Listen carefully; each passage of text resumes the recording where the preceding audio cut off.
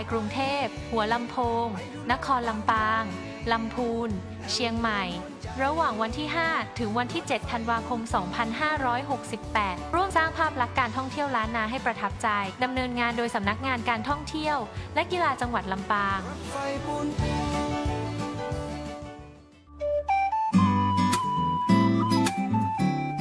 จังหวัดลำพูนเชิญชวนภาครัฐภาคเอกชนประชาชนผู้มีจิตศรัทธาร่วมบริจาคเสื้อผ้าเครื่องอุปโภคบริโภคและสิ่งของที่จำเป็นเพื่อช่วยเหลือผู้ประสบอุทกภัยภาคใต้ได้ที่ศาลากลางจังหวัดลำพูนหลังใหม่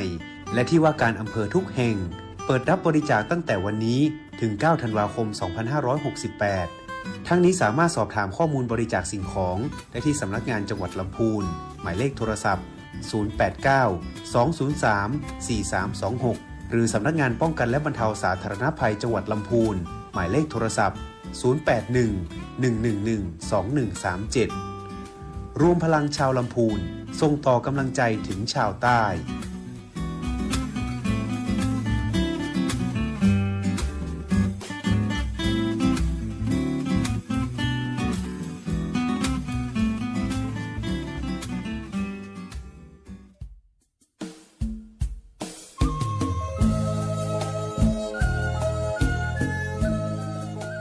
พระธาตุเด่นพระรอดขลังลำไยดังกระเทียมดีประเพณีงามจามเทวีศรีหริพุนชัยท่านกำลังฟังสถานีวิทยุกระจายเสียงแห่งประเทศไทยจังหวัดลำพูนสำนักประชาสัมพันธ์เขต 3 กรมประชาสัมพันธ์ส่งกระจายเสียงในระบบ FM Stereo Multiplex ความถี่ 95 เมกะเฮิรตซ์จากอาคารเลขที่ 113 หมู่ที่ 10 ตำบลบ้านกลางอำเภอเมืองจังหวัดลำพูนจากนี้ไปสถานีเชิญท่านรับฟังรายการมองลำพูนค่ะ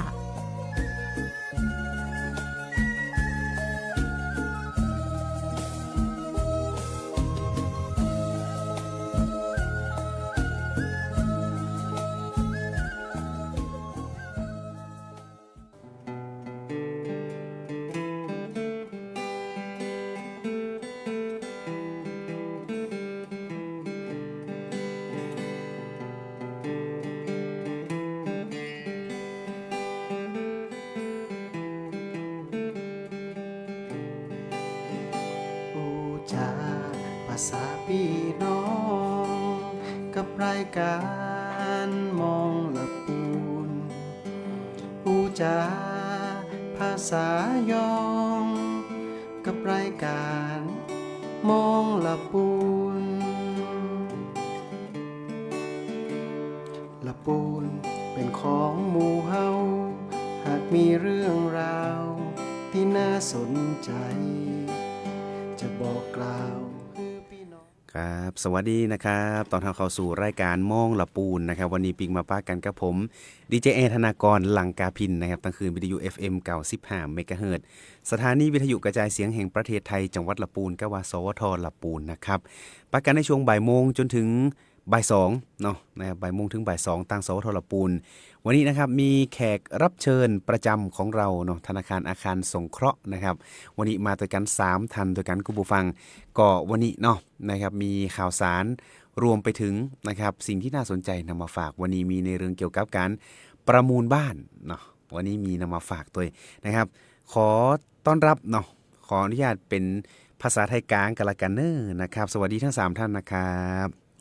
ท่านแรกนะครับคุณสุทธิพงษ์มะยองนะครับพนักงานธุรกิจสาขาอาวุโสปฏิบัติการงานสินเชื่อนะครับแล้วก็อีกท่านหนึ่งนะครับคุณชิยารัตน์หวานศรีชัยผู้รักษาเงินแล้วก็อีกท่านหนึ่งนะครับคุณธนารุ่งชัยพรหมพนักงานสัญญาจ้างปฏิบัติงานด้านบริหารหนี้ธนาคารอาคารสงเคราะห์สาขาลำพูนนะครับสวัสดีทั้ง3ท่านนะครับครับสวัสดีนะครับวันนี้นะครับมี3ประเด็นหลักๆนะครับที่จะมาพูดคุยกันนะครับไม่ว่าจะเป็นในเรื่องของผลิตภัณฑ์เงินฝากนะครับผลิตภัณฑ์สินเชื่อนะครับแล้วก็มีในเรื่องของตอนนี้นะครับมีบ้านที่เขาเรียกว่าหลุดจำนองอะไรอย่างนี้ใช่ไหมครับใช่ค่ะที่ก่อนหน้านี้บ้านมือสองที่ก่อนหน้านี้มีการเปิดให้ประมูลไปเป็นที่เรียบร้อยแล้วแล้วก็ตอนนี้เนี่ยนะครับก็มีเห็นว่าเป็นรอบที่4ใช่ไหมครับของสิ้นปีของปี68นี่ใช่ไหมครับนะครับเดี๋ยววันนี้จะได้มาพูดคุยกับเรื่องเหล่านี้กันนะครับจะเริ่มต้นที่ใครก่อนดีครับวันนี้ เริ่มต้นจากสินเชื่อก่อนนะครับ โอเคสินเชื่อ วันนี้มีผลิตภัณฑ์ตัวไหนมาฝากครับผม วันนี้จะเป็นผลิตภัณฑ์สินเชื่อและโปรโมชั่นในช่วงโค้งสุดท้ายของปี 68 นะค ครั รั บบ ผม หลักๆก็จะเป็นสินเชื่อบ้าน 72 ปีทอสพัฒน์นะครับวัตถุประสงค์ของการกู้ของโปรโมชั่นตัวนี้ก็จะเป็นการซื้อที่ดินพร้อมอาคารห้องชุด ครับ เพื่อปลูกสร้างอาคารแล้วก็พร้อมปลูกสร้างและต่อเติมซ่อมแซมนะครับ รวมไปถึงเพื่อไถ่ถอนจำนองจากสถาบันการเงินอื่นนะครับ ครับ โปรโมชั่นตัวนี้ครับจะเริ่มรับเรื่องตั้งแต่วันที่1ธันวาคมจนถึงสิ้นปี และทำนิติกรรมถึงเดือนธันวา68 ที่จะถึงนี้นะครับหลักๆก็จะเป็นฟรีค่าจดจำนอง 1% นะครับอันนี้จะเป็นช่วงโค้งสุดท้ายของปี 68ครับผม อันนี้คือถ้าหมดปีนี้นี่หมดเลยหรือว่าใช่ครับจะต้องก แส ลับ ดง ไปใช้หลักเกณฑ์เดิมก็คือค่าจดจำนอง 1% ของวงเงินกู้ครับผม นะครับอันนี้ก็จะเป็นเขาเรียกว่าทอ ฟรี ส ค่าจำนองครับ เขาเรียกว่าทอส plus ใช่ครับ อันนี้ก็คือซ่อมสร้างก็ได้ไปไถ่ถอน ครับ ก็ได้ อันนี้วงเงินอยู่ที่ประมาณเท่าไหร่ครับ วงเงินคือไม่มีวงเงินจำกัดครับ อ๋อก็คือดูจากฐานเงินเดือนอะไรต่างๆ แล้วก็ ใช่ครับ อ๋อโอเคแล้วผลิตภัณฑ์ตัวนี้นี่เหมาะกับลูกค้าประเภทไหนบ้างครับ ทุกกลุ่มครับไม่ว่าจะเป็นอาชีพประจำอาชีพอิสระครับผม ครับผม ถ้ารายได้สามารถกู้ได้ตามวงเงินที่ขอก็ใช้สิทธิสวัสดิการหรือว่าในโปรโมชั่นฟรีค่าจดจำนองตัวนี้ได้เลยครับผม ครับ ยื่นเรื่องและทำนิติกรรมภายในธันวา68 ครับผม เท่านั้นครับ ก็สามารถติดต่อได้ ครับ ที่ชั้น ชั้น2สาขาลำพูนครับ 2ครับผมนอกจากนี้ของฝั่งสินเชื่อนี้มีผลิตภัณฑ์ตัวอื่นอีกไหมครับ ผลิตภัณฑ์ตัวอื่นก็จะมีผลิตภัณฑ์หลักๆครับจะเป็นสินเชื่อซื้อสร้างนะครับตัว ค นี้ รับ ก็จะเป็นสำหรับทุกกลุ่มประเภทนะครับ ครับ อัตราดอกเบี้ยคงที่ที่ 3% 5 ปีครับผม ครับผม ตัวนี้ก็จะเป็นฟรีค่าประเมิน ครับผม ฟรีค่าประ ค่า เมิ ประ น เมินหลักประกันครับ ครับผมอันนี้ก็คือเป็น 3% 5 ปีแล้วหลังจากปีที่ 5 นี้ก็ขึ้นอยู่กับ ขึ้นอยู่กับ MRR MRR ของธนาคารอีกทีครับผม ครับผม ใช่ครับ แล้วนอกจากนี้ครับมีตัวไหนบ้างที่เอื้อต่อคนที่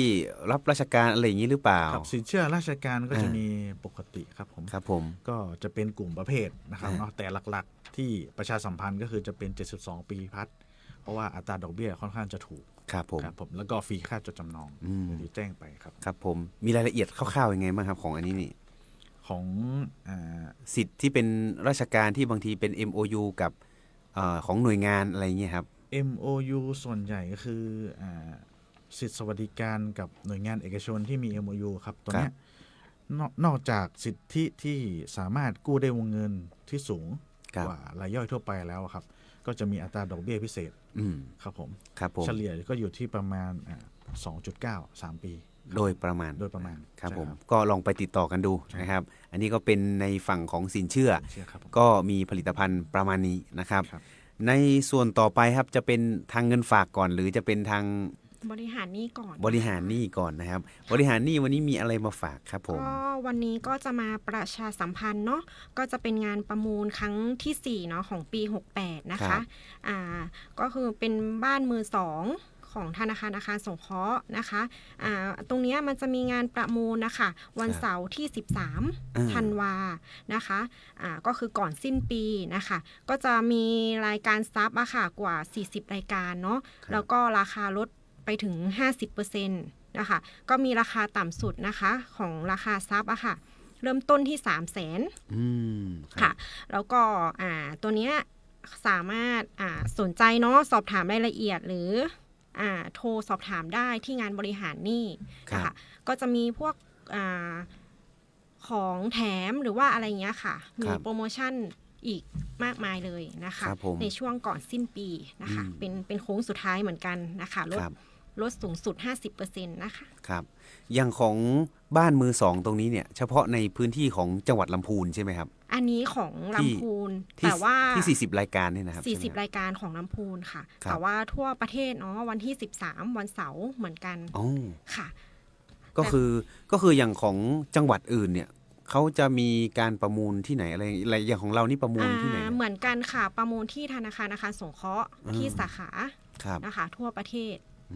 ค่ะ อย่างสมมุติว่าของสาขาลำพูนเราก็คือไปที่ธนาคารวันที่13ใช่ค่ะ แล้วทีนี้ถ้าเกิดว่าคนที่เขาสนใจเขาอยากจะเห็นตัวบ้านไปดูก่อน ได้ นี่ก็ได้ ใช่ค่ะ สามารถติดต่อสอบถามรายละเอียดเนาะก็ไปที่ธนาคารอาคารสงเคราะห์ติดต่อที่งานบริหารหนี้นะคะชั้น2นะคะหรือโทรสอบถามนะคะที่เบอร์ 053-535-179 ต่อ 121 นะคะ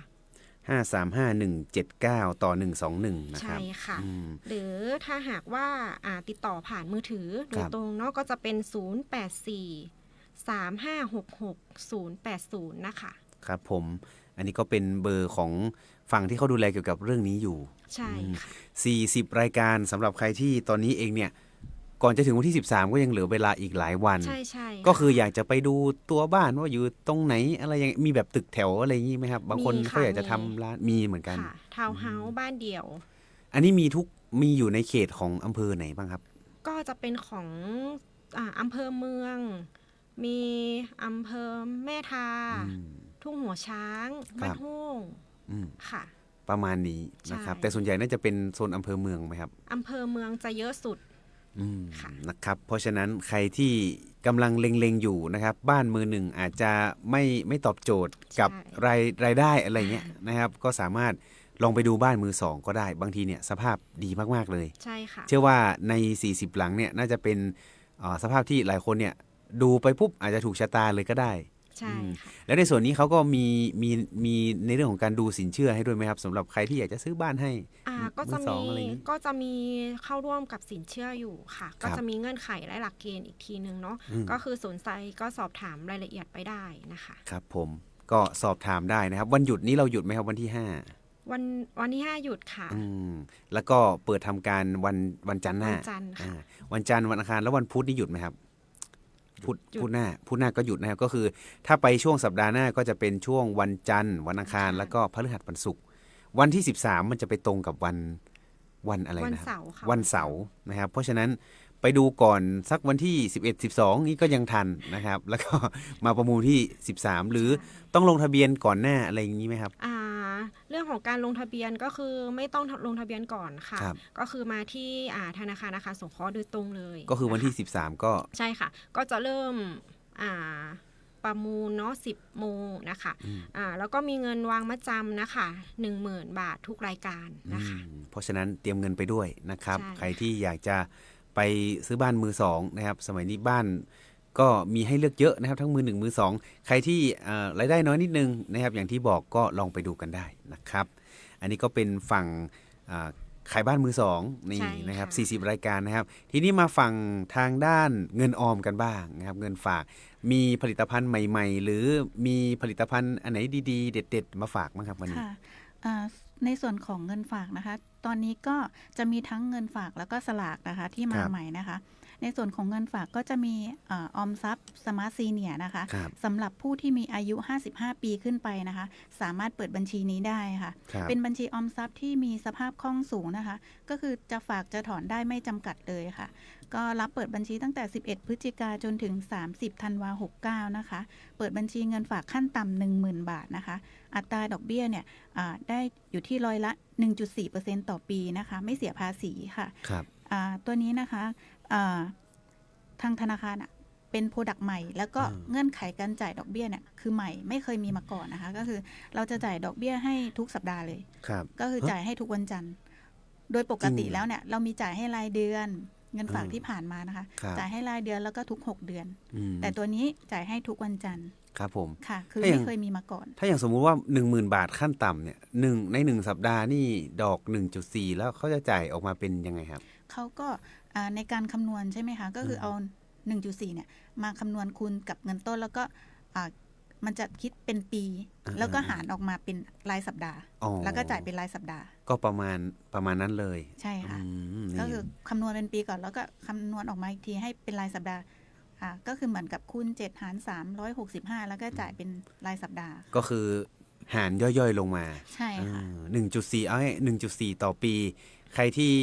ถ้าเกิดจะสมมุติว่าอันเนี้ยมันเป็นฝากถอนที่แบบว่าไม่จำกัดจำนวนครั้ง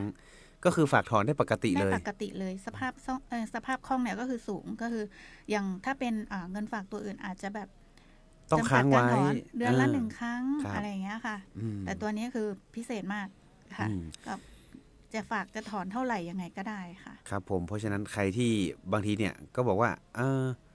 จำเป็นจะต้องฝากประจำเท่านั้นนะครับ ถึงจะได้ดอกเบี้ยที่ในอัตราเรทที่ค่อนข้างสูงแบบนี้ ใช่ แต่เนี่ย ค่ะ คือท่านจะถอนก็ได้ฝากก็ได้ แต่ก็แล้วแต่ท่านนะครับ ก็ขึ้นอยู่กับ เดี๋ยวธนาคารเขาก็จะคำนวณอีกทีหนึ่งถ้าเกิดว่าถอนบ่อยๆ ก็ดอกเบี้ยลดเขาเรียกว่าผลตอบแทนก็ลดหย่อนไปตามนั้น ใช่ก็คืออ ม ดูที่เงินต้นค่ะ ครับก็ ระ จะ บบ ดู จะ ที่ คำ เงิ น น วณ ต้น ตามยอดเงินต้นคงเหลือในแต่ละวันอยู่แล้วค่ะ ครับเพราะฉะนั้นแล้วนะครับเป็นผลิตภัณฑ์ที่ดีมากมีรายละเอียดเพิ่มเติมเกี่ยวกับตัวนี้ไหมครับ ค่ะ แต่จะเน้นนิดนึงก็คือสำหรับผู้ที่มีอายุ 55 ปีขึ้นไป ครับ ค่ะ อืม ถ้าหากว่าอายุต่ำกว่านั้นก็จะเป็นเงินฝากประเภทอื่น อื มันก็จะมีเงินฝากเป็นตัวซูเปอร์ที่รองรับอยู่ได้ 1.4 เหมือนกัน แต่ว่า ครับ เงื่อนไขการมันจะมีเงื่อนไขว่า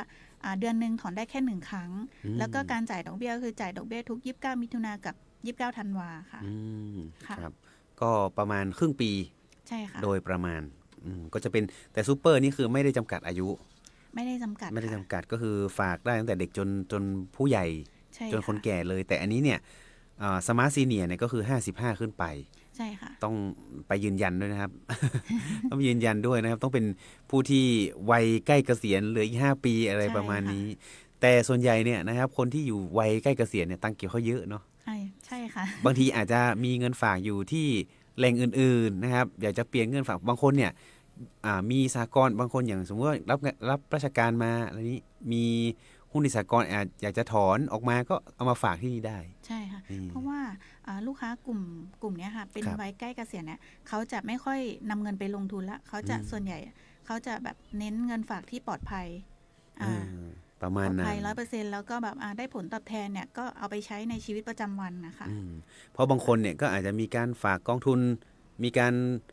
ซื้อหุ้นย่อยๆบ้างนะครับ ค่ะ พอถึงเวลาใกล้เกษียณก็อาจจะมีการถอนออกมาไอ้เงินก้อนนั้นนะครับ ถ้าไม่รู้จะเอาไปที่ไหนก็เอามาที่ทอสได้ ค่ะ เพราะว่าของทอสนี่คุ้มครองเงินฝาก 100% อยู่แล้ว ครับผมเป็น ค่ะ รัฐวิสาหกิจเนาะ ใช่ค่ะ การันตีแน่นอนนะครับถึงความปลอดภัยนะครับ ค่ะ มีตัวอื่นอีกไหมครับผม ก็จะมีในส่วนของสลากค่ะ เรามีสลากชุดใหม่เนี่ย ครับ 2 ชุดนะคะจะมีก็คือชุดทองกวาวมั่งมี แล้วก็ชุดพาวพิมานนะคะ ครับ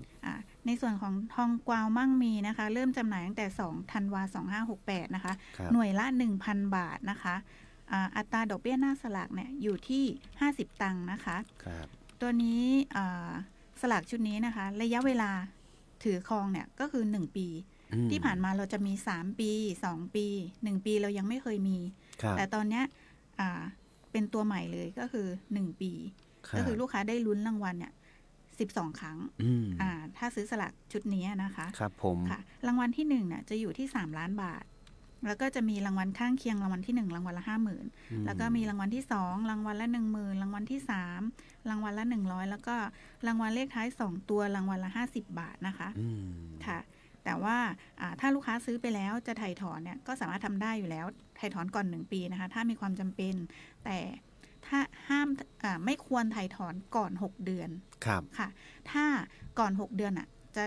จะโดนค่าธรรมเนียมจะเสียค่าธรรมเนียมเนี่ย2%ของเงินต้น เพราะฉะนั้นถ้าควรจะเป็นเงินนอนจริงๆค่ะ หรือไม่ก็ควรจะให้หลัง 6 เดือนไปแล้วเนี่ยถ้าเราซื้อ1 ล้านใช่ไหมคะ ครับ แล้วถอนหลังจาก 6 เดือนไปแล้วเราได้เงินต้นคืนครบ เราจะไม่โดนค่าปรับเนี่ยจะอยู่ที่ 2% เลย ค่ะ เยอะกว่าดอกเบี้ยที่จะได้อีกนะครับ ใช่ค่ะ เห็นในเพจของธนาคารอาคารสงเคราะห์นี่ของชุดทองกวาวมั่งมีนี่คือเขาเปิดถึงวันที่12แล้วครับที่ให้ซื้อ2ถึง12ธันวาคมนี่ใช่ไหมครับ ที่ให้สามารถเข้าไปซื้อสลากได้ตรงนี้ค ไม่ รับ ค่ะ จนกว่าจะหมด จนกว่าจะเต็มค่ะ แต่เบื้องต้นเนี่ยเขาเปิดมาตั้งแต่วันที่วันที่2ค่ะเพิ่งเปิดค่ะ 2ก็คือระยะเวลาการซื้อเนี่ยซื้อไปเรื่อยๆ จนกว่าวงเงินที่เขาจำกัดไว้จะเต็ม ใช่ค่ะ อืม จนกว่าจะเต็มค่ะ ครับผม ถ้าชุดทองกวาวมั่งมีเนี่ยนะคะถ้าลูกค้าซื้อทุก 100,000 บาทเนี่ยก็จะถูกรางวัล50 บาททุกงวด ครับ ค่ะ ทุก1 ล้านจะถูก600 บาททุกงวด อืม ค่ะ ประมาณนี้ ใช่ค่ะ ก็มี2ตัวนะครับ ใช่ ก็คือ ค่ะ พราวส่วนพราวพิมานนะครับมีอันนี้ก็ไม่เคยได้ยินเมื่อก่อนเป็นนาคราชอะไรพวกนั้นใช่ไหม พี่มันมาศนคราชอะไรอย่างเงี้ยค่ะที่เพิ่งปิดจำหน่ายไปนะคะ ครับ ค่ะ ชุดต่อมานะคะเป็นชื่อชุดว่าพาวพิมานปี2568นะคะก็เริ่มจำหน่ายตั้งแต่2เหมือนกัน2ธันวานะคะอัตราดอกเบี้ยตัวนี้จะอยู่ที่ 1.3% สูงมากครับค่ะหน่วยละ10ล้านบาทโอ้โห10ล้านเลยใช่ถ้าลูกค้าซื้อ1หน่วยก็คือต้อง10ล้านบาทครับค่ะเหมือนว่าชุดเนี้ยเน้นเป็นเงินฝากที่ได้ดอกเบี้ยสูงครับค่ะถือว่าได้ดอกเบี้ยสูงมากนะคะเพราะอย่างชุดทองกวาวมั่งมีได้แค่50ตังค์แต่อันนี้ชุดนี้ได้ที่ 1.3 ค่ะแต่รางวัลจะน้อยกว่านะคะรางวัลที่1ก็อยู่ที่1ล้านบาทครับค่ะรางวัลที่2อยู่ที่100,000รางวัลที่3 20,000แล้วก็จะมีรางวัลเลขท้าย1ตัวก็คือ 10,000 บาทค่ะก็เงื่อนไขก็คือระยะเวลา1ปีเช่นกันครับค่ะแล้วก็ฝากไม่ครบ6เดือนก็โดนหัก 2% ค่ะครับเหมือนกันแต่หน่วยละ10ล้านโหดมาก สำหรับใครที่มีเงินฝากเยอะๆนะครับก็ไปถอนจากที่อื่นมาก็ได้นะ ฝากกระซิบแบบนี้นะครับก็บางทีเนี่ยมันฝากทิ้งไว้มันก็ไม่ได้งอกเงยอะไรขึ้นมาเยอะก็เอามาลุ้นโชคด้วยนะครับได้ดอกเบี้ยด้วยก็ดีนะครับเป็นพราวพิมานเป็น2ตัวใหม่ที่เพิ่งเดือนที่แล้วยังเพิ่งยังมีตัวเดิมอยู่เนาะใช่ค่ะอันนี้เป็นตัวใหม่ที่มาเปิดตัววันนี้เลยไม่กี่วันเลยค่ะเพราะฉะนั้น2ตัวนะครับซื้อได้ที่ไหนครับอันนี้ซื้อที่ธนาคารอาคารสงเคราะห์ทั่วประเทศนะคะแต่ถ้าลูกค้าที่มีแอปอยู่แล้วเคยซื้อสลากอยู่แล้วลูกค้าสามารถซื้อผ่านแอปได้ค่ะแต่ถ้าเป็นชุดพาวพิมานเนี่ยต้องมาซื้อที่เคาน์เตอร์นะคะที่เคาน์เตอร์สาขาเพราะว่ามันเป็นจำนวนที่ค่อนข้างเยอะใช่ค่ะตัวเลขมันเยอะมูลค่าสูงอาจจะต้องไปที่ธนาคารนะครับระวังมิจฉาชีพด้วยนะครับใช่ใช่ค่ะวันที่ถูกหลอกเนาะอันนี้ต้องเตือนกันนิดนึงถูกหลอกแบบว่าส่งลิงก์อันนู้นอันนี้บางทีเนี่ยมีวิธีแอบแฝงเป็นเจ้าหน้าที่ธนาคารหลายแบบนะครับถ้าเกิดว่าไม่มั่นใจกับตัวเงินที่ค่อนข้างเยอะเนี่ยไปธนาคารดีกว่าใช่ค่ะเข้ามาธนาคารได้เลยค่ะครับผมค่ะสำหรับลูกค้าที่สนใจก็โทรมาสอบถามข้อมูลเพิ่มเติมได้นะคะที่เบอร์โทร0535351178ค่ะต่อ109ค่ะครับค่ะหรือเบอร์มือถือนะคะ0644949991นะคะถ้าเกิดว่าดูในแอปพลิเคชันเนี่ยตอนนี้ชุดทองกวาวมั่งมีก็คือมีอยู่ตัวเดียวเลยที่อยู่ในนั้นที่ซื้อในนั้นได้เลยแต่อีกตัวเนี่ยพราวพิมานต้องไปที่ธนาคารเท่านั้นนะครับก็คือหน่วยละ10ล้านบาทมีโอกาสถูกรางวัลที่1นะครับมี1ล้านนะเยอะมากๆนะครับแล้วก็ทุกงวดเนี่ยจะอยู่ที่ประมาณ50บาทใช่ไหมที่ได้ที่บอกเมื่อกี้ทองกวาวมั่งมีคนละตัวกันใช่ไหมครับที่ถ้าสมมุติว่าฝากของทองกวาวมั่งมีต้องฝากเท่าไหร่นะครับที่หน่วยละ 1,000 100,000เนี่ย50บาทค่ะถ้า 150 บาททุกงวดแต่ถ้า1,600,000 บาททุกงวดค่ะประมาณนั้นส่วนชุดพาวพิมานค่ะก็คือต้องลุ้นรางวัลเอาแต่ถ้าอยากแบบถูกทุกงวดก็มันจะถูกต้องซื้อ100ล้านค่ะป้าโท100ล้านอันนี้ถูกก็จะถูกรางวัลขั้นต่ำเนี่ย10,000 บาททุกงวดเนี่ยมี100ล้านก็ไปซื้อได้นะครับถูก 10,000 บาททุกงวดแน่นอนครับผมก็เชิญชวนนะครับไปปรึกษาเขาก็ได้นะครับที่ธนาคารอาคารสงเคราะห์อยู่ตรงข้ามเยื้องๆกับโรงเรียนสวนบุญโยปถัมภ์นะครับสุดท้ายนี้มีอะไรอยากจะฝากนะถ้าไหนอยากจะฝากเน้นย้ำประมูลบ้านไหมฝากนิดนึงวันไหนเวลาไหนติดต่อยังไงก็ของประมูลบ้านมือ2นะคะก็คือเป็นวันเสาร์ที่13ธันวา2568นะคะของเราเริ่มลงทะเบียนนะคะตั้งแต่9โมงนะคะแล้วก็เริ่มประมูลช่วง10โมงนะคะค่ะแล้วก็จะมีวางเงินมัดจำค่ะ 10,000 บาททุกรายการนะคะค่ะครับผมก็ไปกันได้13นี้แต่ถ้าเกิดว่าใครอยากจะไปดูว่ามีบ้านอยู่ที่อำเภอไหนบ้างอยู่โซนไหนนะครับอยากได้รูปแบบไหนไปดูก่อนได้ใช่ค่ะลูกค้าสามารถเข้าไปดูเนาะในเว็บไซต์ค่ะ ghbhomecenter.com นะคะค่ะหรือโทรมาสอบถามได้นะคะในนั้นเนี่ยเขาก็จะมีระบุว่าอยู่โซนไหนอะไรยังไงหมดเลยใช่ค่ะเป็นของแต่ละจังหวัดเนาะของแต่ละอำเภอถ้าอยากสมมติว่าอยากได้บ้านเชียงใหม่ก็เข้าไปดูของเชียงใหม่ได้เลยใช่ค่ะประมาณนั้นแต่เราเชียร์ขายของลำพูนเนาะของลำพูนนะคะ แต่ว่าก็สามารถทำถ้าสมมุติว่าลูกค้าเนาะวางมัดจำแล้วก็ชนะการประมูลนะคะก็สามารถทำสัญญาเนาะจนถึงวันที่14มกราได้แล้วถ้าหลังจากวันนั้นเนี่ยครับถ้าหลังจากวันนั้นก็คือเราก็จะปิดละ ก็คือมันทำสัญญาได้ตั้งแต่15ธันวานะคะ68จนถึงวันที่14มกราคม69ถ้าสมมติว่าท่านจองแล้วท่านไม่มาภายในระยะเวลานั้นก็คือ 10,000 บาทก็ต้องยกเลิกอะค่ะก็ต้องยกเลิกประมาณนั้นนะครับแต่เราไม่ได้อันนี้เนาะบางคนคือแบบมาทำสัญญาก็คืออันนี้คือสิ้นปีแล้วเนาะมันขยายระยะเวลาแบบทำสัญญาสูงมากอย่างเงี้ยค่ะอาจจะมีต่อรองกันได้ไหมครับ นะครับก็ลองไปดูเดี๋ยวก็ลองไปปรึกษากับพี่ๆเขาดูได้ที่ธนาคารอาคารสงเคราะห์นะครับจะมี2ชั้นฝั่งสินเชื่อก็อยู่ชั้นบนนะครับเงินออมก็จะอยู่ชั้นล่างบริหารนี่ก็ชั้น2เหมือนกันนะครับจะมีแยกซ้ายขวาก็ลองเข้าไปติดต่อถามลุงยามก็ได้ลุงยามก็บอกได้หมดนะครับเข้าไปติดต่อกันได้นะครับวันนี้ขอบคุณทั้ง3ท่านมากๆนะครับมีใครอยากจะฝากส่งท้ายไหมครับอีกสักนิดไหมติดต่อได้ที่ไหนอะไรไงเบอร์โทรศัพท์ค่ะเบอร์โทรศัพท์ที่สาขานะคะ053535178นะคะครับติดต่อไปได้นะครับใครที่อยากจะซื้อบ้านใหม่บ้านมือ2อยากจะปรึกษาสินเชื่อได้หมดนะครับเงินออมก็ได้ซื้อสลากก็ได้นะครับขอบคุณทั้ง3ท่านนะครับช่วงนี้นะครับพักกันสักครู่หนึ่งนะครับเดี๋ยวช่วงหน้าครับยังคงมีสาระอื่นๆนำมาฝากเดี๋ยวติดตามกันได้ในช่วงต่อไปครับ